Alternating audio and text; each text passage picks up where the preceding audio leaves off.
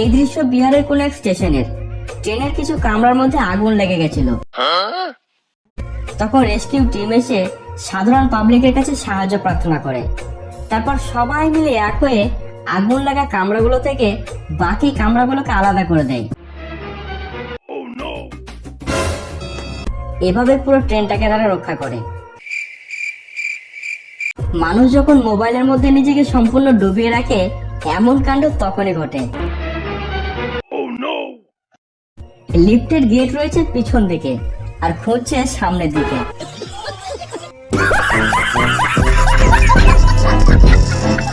জুগাড়ু দেশে ভারতবর্ষ। এখানে কোনো কিছু নষ্ট হয়ে গেলেও ফেলে দেওয়ার পরিবর্তে তা দিয়ে অন্য কিছু বানানো যায়। যেমন এখানে দেখুন, হেলমেট দিয়ে পাখির বাসা। इस कारीगर को हम 5 लाख नहीं 50 लाख देंगे। तेरा भला हो। ভাই এখানে বাদরাম করতে গিয়ে ধরা পড়ে গেছিল। তারপর দেখুন কি ঘটলো।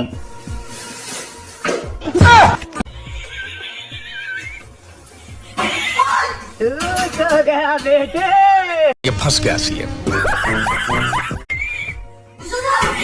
भारी मिस्टेक हो गया सर।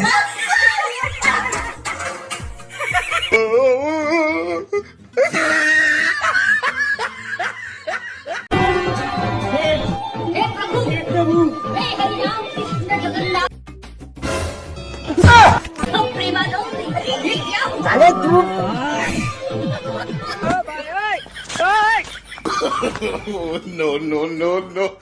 এবারে তো নাগকে দেখুন, তারা তাদের নাগিনের সন্ধানে মাঝ রাস্তায় এসে ডান্স শুরু করেছে।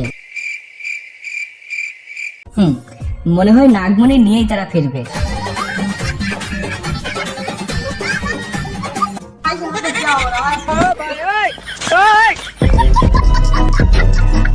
भाई यहाँ पे क्या हो रहा भाई, ये कहाँ पर क्या भाई।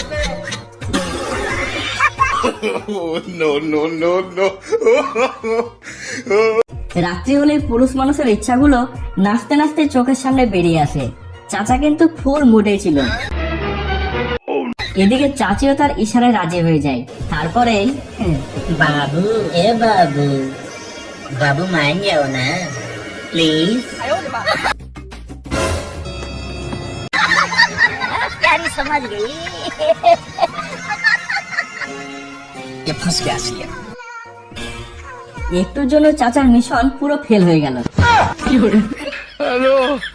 ये सब क्या देखना पड़ रहा है।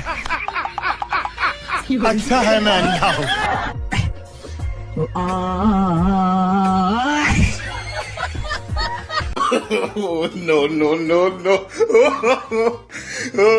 পাড়ার যুবরাজ এখানে ক্রিকেট প্র্যাকটিস করছিল, তবে তার আসল উদ্দেশ্য কি ছিল দেখে বোঝাই যাবে না। আসলে ভাই এসেছিল বাইক চুরি করতে। लेकिन ये साला क्या रहा है यहाँ पे।